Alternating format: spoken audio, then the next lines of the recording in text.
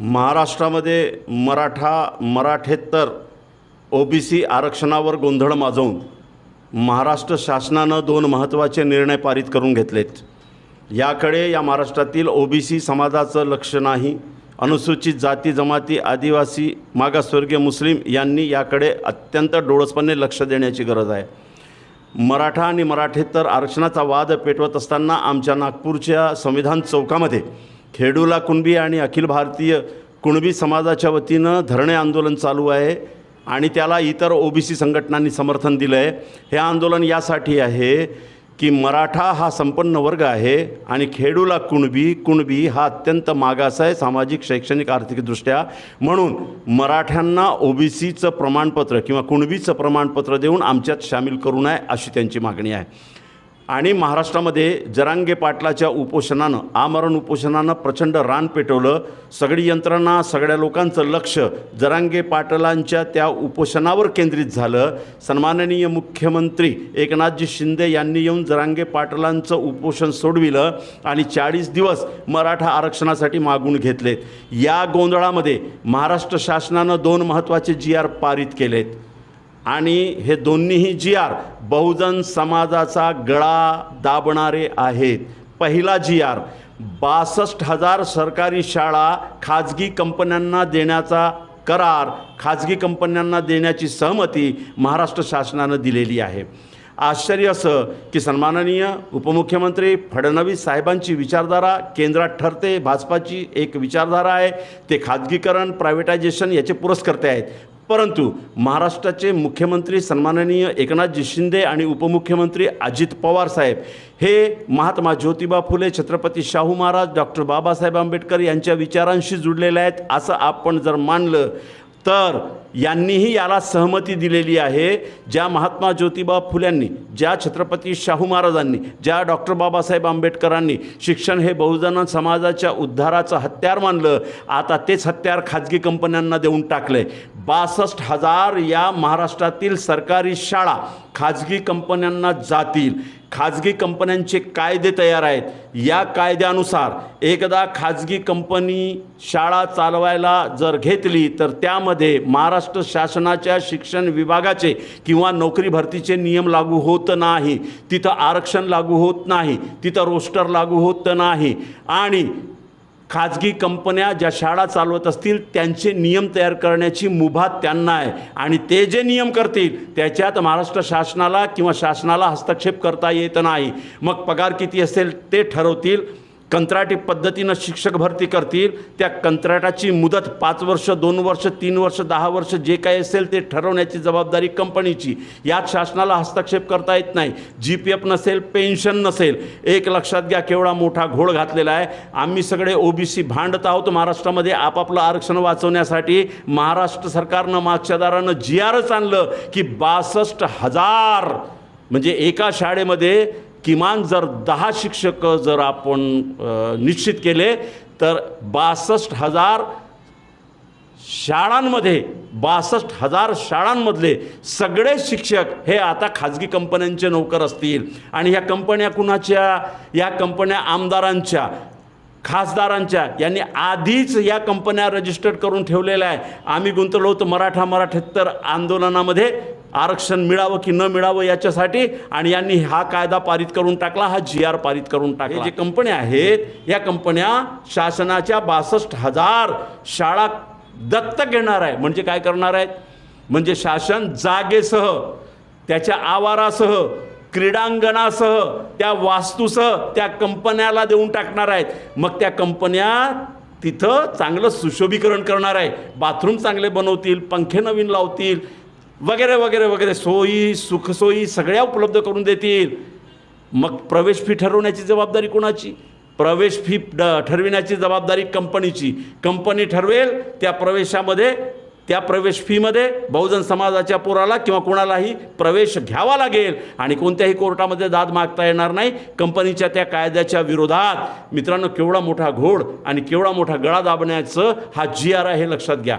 आणि दुसरा महत्त्वाचा GR ज्यामध्ये दुसऱ्यांदा आरक्षण संपुष्टात आणले तो म्हणजे या महाराष्ट्रातील 85 संवर्गातील सगळी पदे खाजगी कंपन्यांच्या माध्यमातून भरण्याचा दुसरा GR महाराष्ट्र शासनानं पारित करून घेतला आहे। या 85 संवर्गातील उपसंवर्ग 138 आहेत, म्हणजे इंजिनियरपासून तर कंत्राटी पद्धतीनं सगळी भरती केल्या जाईल। मग तो क्लर्क असो, मग तहसील ऑफिस असो, नगरपालिका असो, महानगरपालिका असो, निमशासकीय कार्यालय असो की शासकीय कार्यालय असो, यामध्ये लागणारा कर्मचारी वर्ग हा कंत्राटी पद्धतीनं कंपन्या भरतील आणि ही नियुक्ती 5 वर्षासाठी असेल। कुणाला नियुक्त करायचं हे कंपनी ठरवेल आणि स्पष्टपणे GR मध्ये म्हटलेलं आहे की याच्यामध्ये आरक्षण नाही, आरक्षणाची सोय असणार नाही। हे खुल्या पद्धतीनं होतील आणि पगार किती 10,000 15,000 20,000 कंपनी ठरवेल ते। एकीकडे आरक्षण वाचवा म्हणून आम्ही भांडतो आहोत, आरक्षण मिळावं म्हणून आम्ही भांडत आहोत, दुसरीकडे संविधान प्रदत्त सगळी व्यवस्थाच उद्ध्वस्त करण्याचा घाट या महाराष्ट्रामध्ये घातलंय आणि त्यात ते यशस्वी होत आहेत मोठ्या प्रमाणात। पूंजीवादी वर्ग आणि सत्ताधारी वर्ग यांची जोडगोडी किती मस्त झालेली आहे हे तुम्ही पहा। 200 वर्ष या भारतावर इंग्रजांनी कंपनींच्या माध्यमातून, कंपनी राजच्या माध्यमातून राज्य केलंय।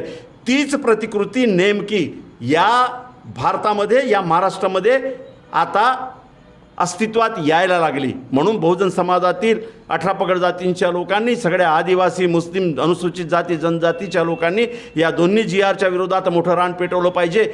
खाजगी शाळा ह्या नफा कमवण्यासाठी असतात आणि नफा कमवण्यासाठी फीस द्यावीच लागते, हा सिद्धांत सुप्रीम कोर्टानं एका निकालामध्ये जाहीर केलेला होता। आणि जेवढा पैसा या खाजगी कंपन्या ओततील त्याची वसुली विद्यार्थ्यांच्या प्रवेशाच्या किंवा ट्युशन फीसच्या माध्यमातून ते घेणार आहेत। आरक्षण संपलं, शिक्षण क्षेत्रातून आरक्षण संपलं, 85 संवर्गातील आरक्षण संपले। आता याच्या विरोधात सगळ्या बहुजन समाजाने महात्मा ज्योतिबा फुले, छत्रपती शाहू महाराज, डॉक्टर बाबासाहेब आंबेडकरांच्या नावानं आरोळी ठोकत जन आंदोलन उभं करणं हाच एकमेव मार्ग आहे।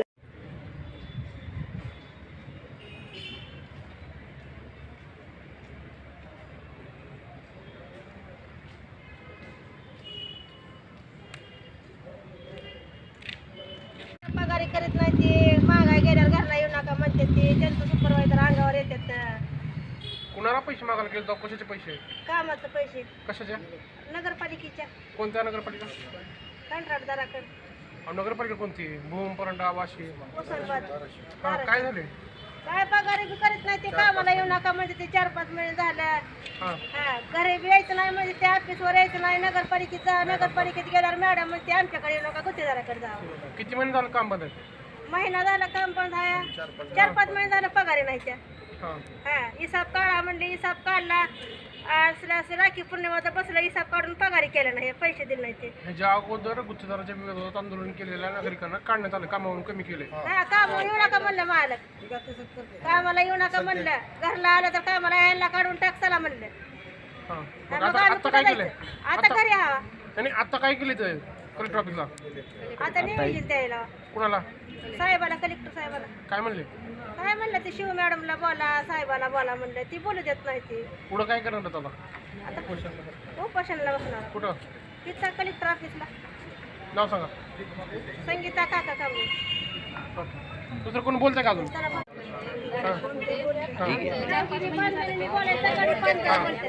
शिव मॅडमकडे गेलं तर ते आपण म्हणतात की तुमच्या कॉन्ट्रॅक्टरांना बोला, इकडे आता आम्ही आले तर किती महिने झालं पेमेंट चाललंय? आमचं 4-5 महिने झालं पेमेंट। काम किती महिने बंद आहे? काम 1 महिना झालं बंद। काय मागणी केली आता कलेक्टर ऑफिसकडे? कलेक्टर ऑफिसला आता आमचे पैसे द्या म्हणून त्या शिव मॅडमला सांगायचे काढायला। पैसे नाही मिळाले तर पुढे काय करणार? उपोषणला बसलं। गेले वर्षभर कॉन्ट्रॅक्ट पद्धतीमध्ये नगरपालिकेमध्ये ड्रायव्हर म्हणून कामाला आहे आणि माझी पगार कमीत कमी नाही तर म्हणलं तर 18 ते 19 आठवडा अडकलेले आहे। तरी आम्ही अगोदर शिव मॅडम 2 वेळेस गेला, भेटला, त्याने आम्हाला सांगितलं की बाबा आमच्याकडे नाही ते तुमच्या कॉन्ट्रॅक्ट द्यायला असते बोला। परत कॉन्ट्रॅक्टदार गेले की त्यांना म्हणते आमच्याकडे पैसे नाहीत, फिरवी करायला लागले, फोन उचलत नाही। धाराशिव काय पुढे काय करणार? आता काय कलेक्टर ऑफिसला निवेदन दिलेलं आहे पगारीबाबत, काहीतरी त्यांनी निर्णय घ्यावा, नाहीतर पुढे काय करणार? पुढे काय उपोषणाला बसणार आहोत आम्ही सगळे।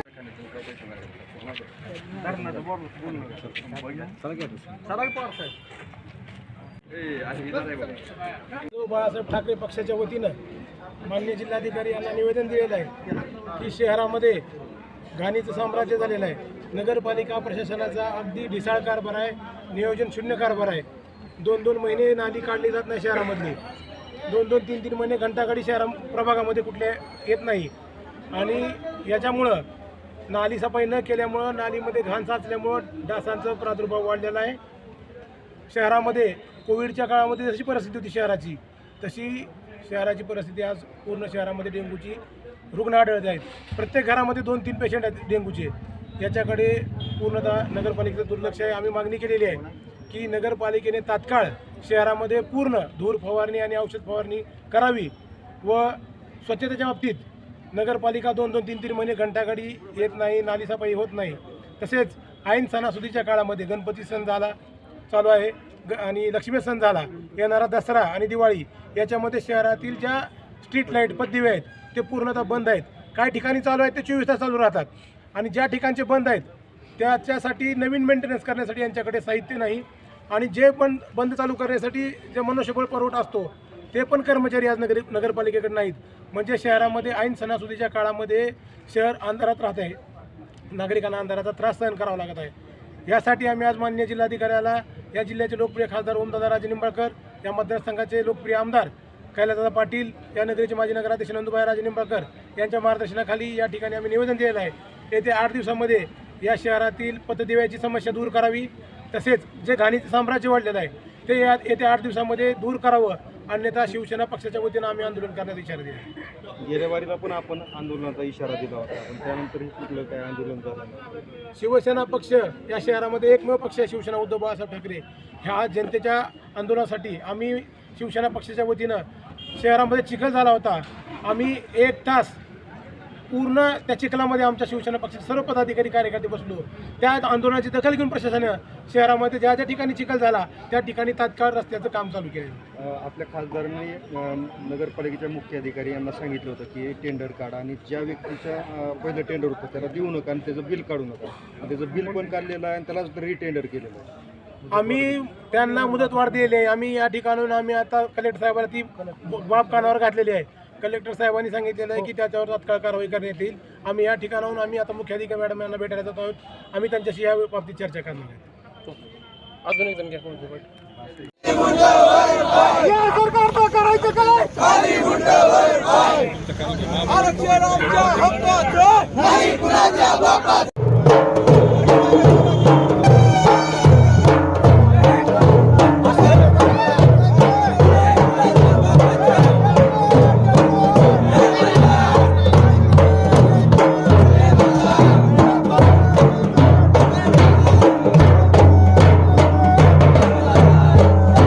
तालुका कळंब, जिल्हा धाराशिव येथे धनगर आरक्षणाच्या एसटी प्रवर्गाची अंमलबजावणी करण्यासाठी रस्ता रोको केलेला आहे.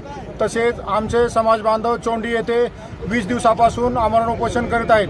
त्याकडेही सरकारचे लक्ष द्यावे व लवकरात लवकर आमचे एसटी आरक्षणाची अंमलबजावणी करण्यात यावी, यासाठी रस्ता रोको पुण्यश्लोक अहिल्यादेवी होळकर यांचे आजूळ असलेले आमचे चोराखळी हे गाव आहे येथे करण्यात येत आहे. तरी सरकारला एक निर्वाणीचा इशारा देत आहोत की तात्काळ एसटी आरक्षणाची अंमलबजावणी करण्यात यावी.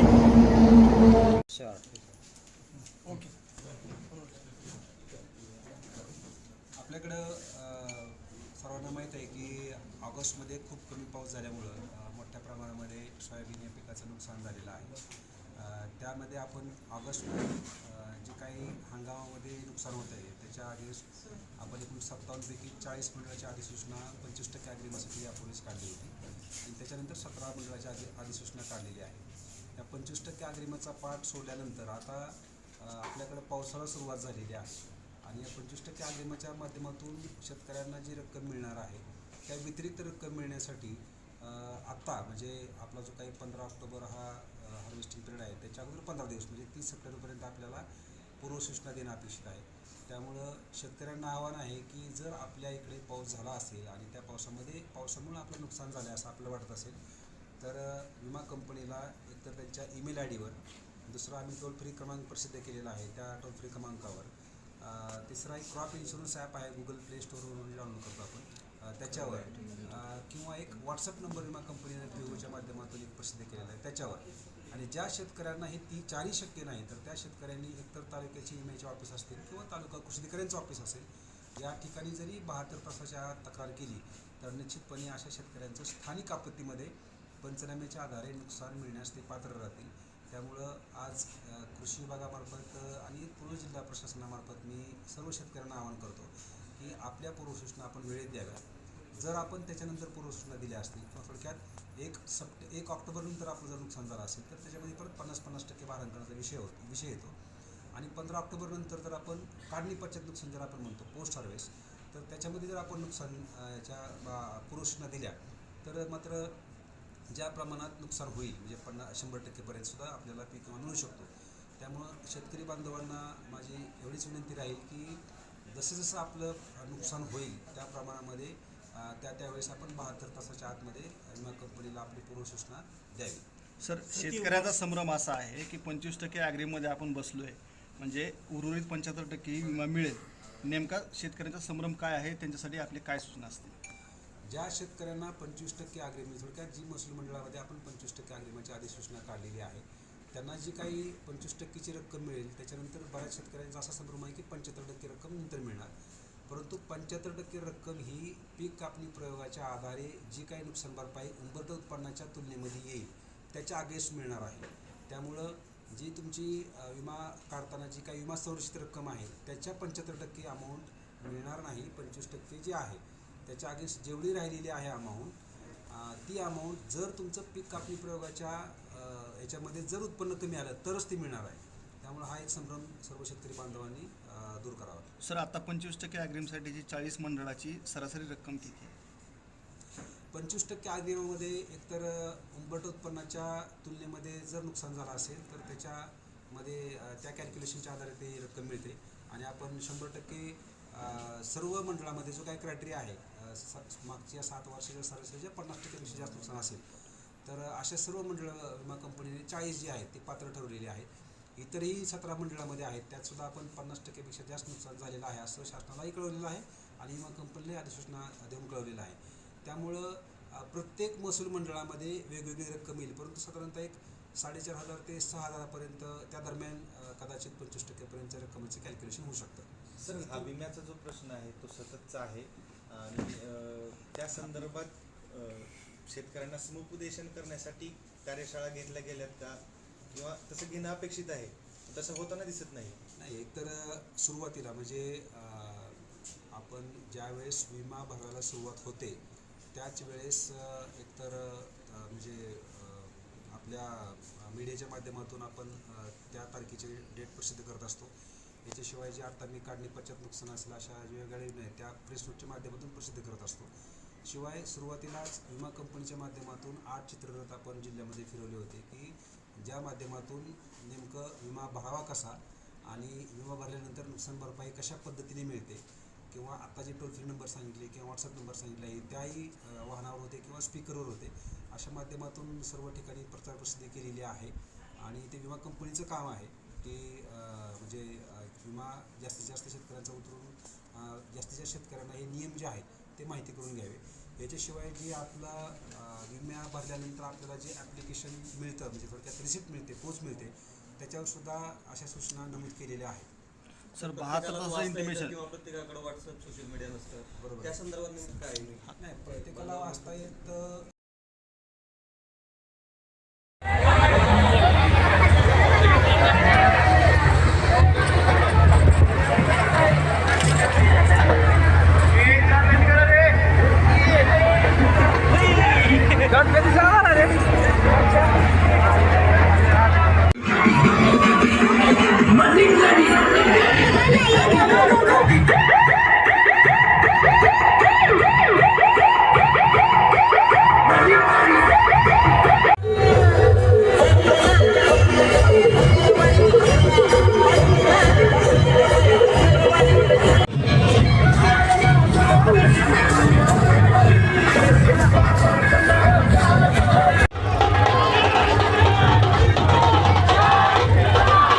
मूर्तीचा ट्रॅक्टर मागे येऊ द्यायचा आहे. सर्व गणेश भक्त आणि गणेश प्रेमींना विनंती आहे सहकार्य करायचं सर्वांनी. थोडी जागा करायची आहे सर्व